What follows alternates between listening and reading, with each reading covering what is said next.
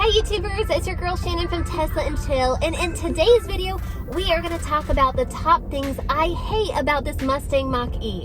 What? Dun dun dun. That's right, we're going to talk about things that I hate. Now, full disclosure, you guys, there are a ton of things I love about this vehicle, and I'll probably make a video about that a little bit later. And there were actually, I actually had to think about, what do I really hate about this vehicle? Because there are so many great things about it, and I really, truly have come to love it so far in, the month that we've had it. But in that month, I have noticed that there are a few quirks and things that I really dislike about the vehicle. Now, of course, no vehicle is perfect, although I am a firm believer that if Ford and Tesla had a baby, it would literally be the perfect car because Ford makes great vehicles and Tesla has great technology, but that's not happening in the near future that I know of. Okay, so we're going to talk about the things that I hate about this Mustang Mach-E. Let's not waste any time, let's get to it. The first thing I hate about my Mustang Mach-E is using phone as a key because it's super inconsistent and it doesn't work all the time. And that's super frustrating considering this is only a month old.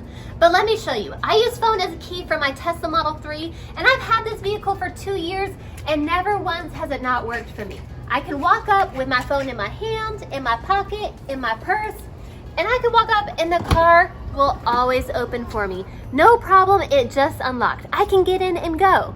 Now watch as I do it for the Mustang Mach-E. And you can tell it's locked because the mirrors are folded in just like the Tesla was. Now what should happen is the car should immediately unlock because it recognizes my phone as a key. But watch this. Hit the button. Are you seeing this, people? It's not working and it's super inconsistent, and that's so annoying, especially if it's a hot day or if it's raining and I'm carrying groceries in G3. So what I typically have to do is I have to go into the Ford app and then I have to press the unlock button. And I have to wait. I have to hold the button down until it finally unlocks and then I can get inside. Now I could also use this keypad as well, but I find it easier just to go through the app. I mean, that's touching 2 buttons, where this one you have to enter in a whole system of codes. Okay, let's go in. But once you're inside, there's another problem. Now that first problem of me not being able to get in the vehicle immediately segues into the second thing that I hate about this vehicle. And it also relates to phone as a key.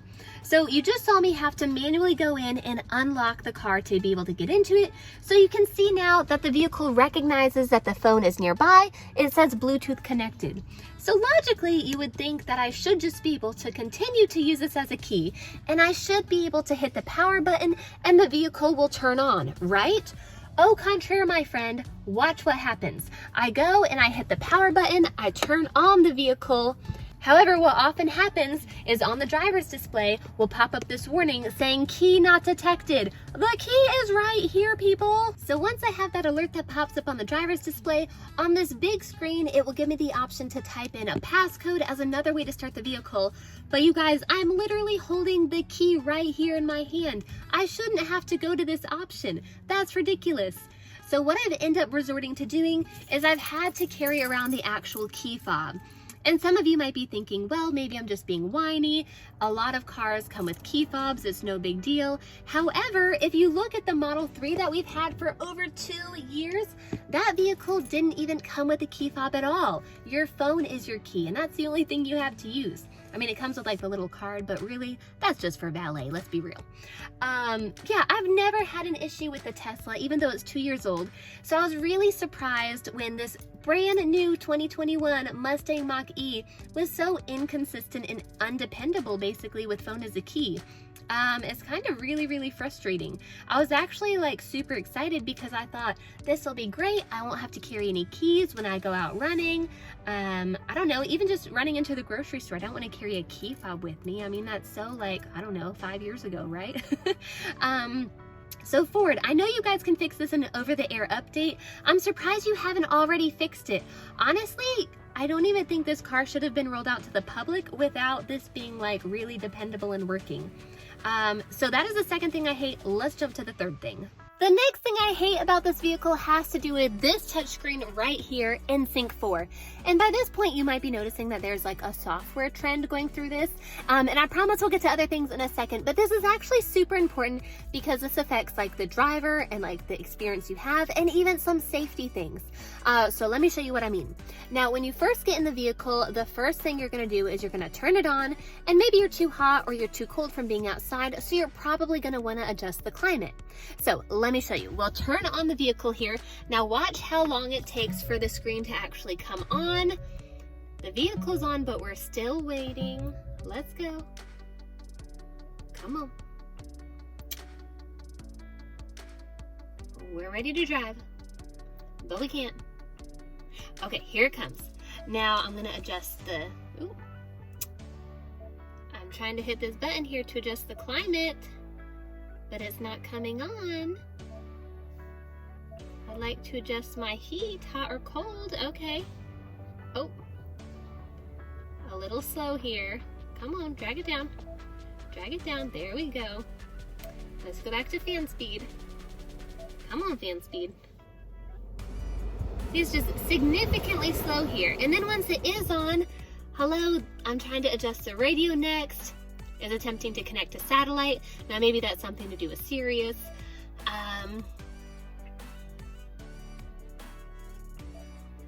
Now the next thing I want to do, maybe I want to put in my GPS directions, maybe I want to put on some music. So let's see, let's try to adjust the channels here. We'll hit them. It's not letting me change channels. Nothing is playing. It's attempting to connect. It's still not working. There's still significant lag time. Let's try FM. AM, back to Sirius. It's just extremely slow. Now something else that is super frustrating, because I am like the primary driver of this vehicle. 99.9% of the time, like I'm the last one to drive it. And I always use Apple CarPlay, like always. So you think the car would remember that from the last trip? Au contraire, my friends, au contraire. I always have to go in, can you see this? Every time I get in the vehicle, I have to reconnect to Apple CarPlay. And that takes a second. Look at this lag time. It is still waiting to load. I have to go in, I have to go to phone list, I have to find my name, and I have to connect. And again, we're waiting. This is just extremely frustrating. Come on, let's go. We are still waiting. At this point, I might be able to have driven to my destination already, but it is still waiting to connect. This is crazy. I should play like some waiting music, like on Jeopardy, you know what I mean? When they're waiting for that final question. Okay, this is insane. It should not take this long to connect. That is so frustrating. And now there was a failure. You guys, like the phone is right here. I don't know why there was an error. But even more so, like, this is annoying. Like, yes, like, can you live with like a slow screen? Sure, but I had that problem with my Honda Accord Hybrid, and that's one of the reasons I got rid of it, because the touchscreen was just like not super responsive. So I hate the fact that like we just sold a vehicle and we bought a brand new, should be top of the line, like cutting edge technology, and it's not. And this is really frustrating, especially because my Tesla Model 3 is 2 years old. So you would think that that is antiquated technology, but since Tesla always has over-the-air updates, like the technology is right on point. And this brand new vehicle is having trouble like connecting to things and having a really long lag time. Now again, you might be thinking like, Shan, you're just being whiny, just give it a few seconds, let it catch up. But this is actually like super significant because this actually affects safety too. So I was actually driving this morning, and this has happened to me a few times. I was going to the post office, no big deal, just trying to get some stamps, people. Going to the post office, I got my stamps, I'm in the parking lot, I'm gonna reverse the vehicle because I'm ready to go home. I put the car in reverse, and you guys, the backup cameras do not cut on. I was like, what? But again, it's happened before. It's just not something that should happen. At that point, it's more than an annoyance. It is an actual safety hazard. Like, this is not right. So put the car in park, put the car in drive, put it in reverse again, and the cameras still do not cut on. I even had that like display on the driver's display is telling me to go see the dealer. You guys, I don't want to go see the dealer. I just came from the dealer when I bought this car a month ago. But moving on, y'all, something else that I really hate, and this isn't necessarily something I hate, but something I find really frustrating about this vehicle is that when I want to access the trunk and I'm actually inside the vehicle, it is a multi-step process. Now, most vehicles would have like a trunk button somewhere along this like dash. They might even have a button down here. Not in this vehicle. If you want to access the trunk from this vehicle, you have to, step 1, have the car on. Step number 2, you have to go to this Mach E symbol right here. Click on that. Whoop. Bring it back up. That's step 2. Step 3, you have to go down to access. And then step 4, you have to actually click on the trunk button there. Now, we just saw how we can access the trunk, and there are multiple ways to do that. We just saw on the touchscreen, you can do it from the app. There's even a physical button. Let's go ahead and let's take a look at this booty here. The button right down here that you can push, you can see right here, just like you'd open like a normal trunk. But the cool thing about the Mustang Mach-E, or really like something that Ford has integrated into a lot of their vehicles, is that you should be able to kick your foot out and the lift gate will open. Now, here's the problem. For me, that has worked maybe 1 out of 3 times. So I've got a 33% success rate right now. I mean, 33.33 if you're like a mathematician. But that is not good. Actually, true story, I went to the grocery store last night with J3 and I figured, okay, I'll give the lift gate another chance. I'll try to use my foot to open it. I used my foot to try to open the lift gate, you guys, and it looked like I was doing some weird TikTok dance. It was so embarrassing. It would not open. Like, I don't know if I wasn't hitting the sensor. Maybe it's user error, but I was running my foot along the whole back of the vehicle. Let me demonstrate for you. Basically, I was like kicking my foot out and it was not, do you see this? Like, it is not, hello? This is not working for me. The lift gate is not opening. Okay. Now we have success. I don't think it should take that many swipes. I think that's a little bit excessive. Let's see if we can try to close it here. Okay, I'm swinging my leg a lot to open and close it. I think it's not supposed to work that way. Let's try it one more time since we're here. Let's see. Are you seeing this? Come on, look, I'll go slower. Nice and slow. I really need to work on my balance. Okay, there we go. Now it opens. That is ridiculous. It should not take that much effort to open it. The whole point about the lift gate and using your foot is that it makes things easier. And me balancing on one foot for 10 seconds is not easier. And since we're outside the vehicle, I have to note that something else I really hate is how loud the vehicle is when it locks itself. Take a listen to this. It is so loud, I jump every time I hear it. And on top of that, even though the locking sound is extremely loud, I think the reversing noise it makes might even like match it. And I understand like it's an electric car, it's silent, safety first. I'm all about some safety, people. But when I put the car in reverse and it is making that excessively loud beeping sound, I mean, that's a little bit much. I mean, this is just like an SUV. It's not an 18-wheeler backing up. Okay, take a listen to how loud it is when I reverse.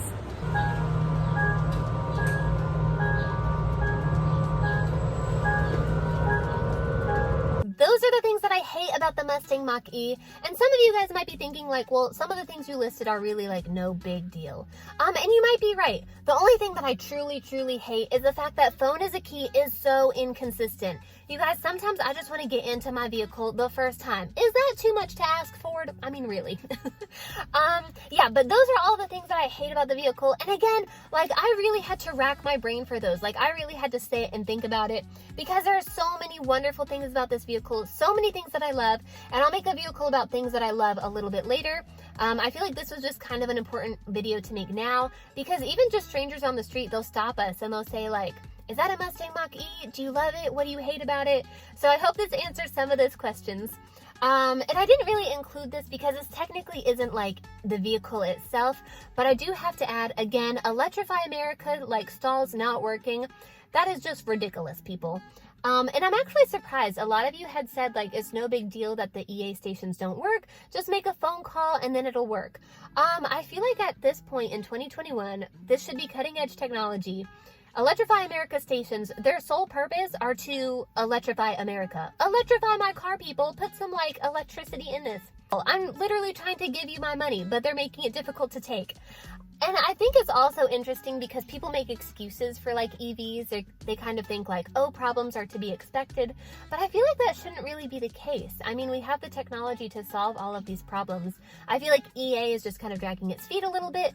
Ford also, like, I bought this vehicle with the understanding that I would be able to plug and charge and use my free 250 kilowatts without any problem, which I still have not been able to use, by the way. I bought this vehicle in good faith with the understanding that I could use it, and I haven't been able to, so it's kind of disappointing. And I feel like on the flip side, if someone bought like a typical ICE vehicle from Ford and they went to the gas station to get gasoline in it, and every single time they went to the gas pump it said, "See cashier," I can guarantee you there will be some people that would be PO'd.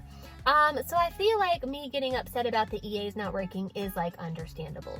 Okay, but that again, that doesn't necessarily have to do with this vehicle itself. There are so many great things about that. That's something Electrify America and Ford need to get on ASAP. Also, before I end this, I do want to say something else. We are actually thinking about changing the title of this channel. Okay, so we are going to be changing it to, dun dun dun, EV and Chill. What? Yay!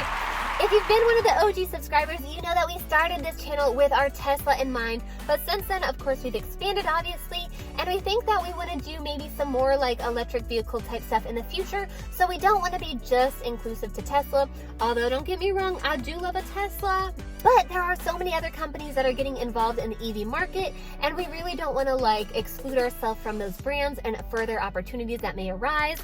I don't want to do any spoiler alerts, but I don't know what the next vehicle may be. I'll just leave it there. Okay. Yes, so we are changing the name EV and Chill. I hope you like it. Drop me a comment if you like it, yes or no. Well, that's all I've got for now. Drop me a comment. Do you agree or disagree about the things I hate? I would love to hear from you. Well, that's all I've got for now. Thanks for watching. I'll catch you next time.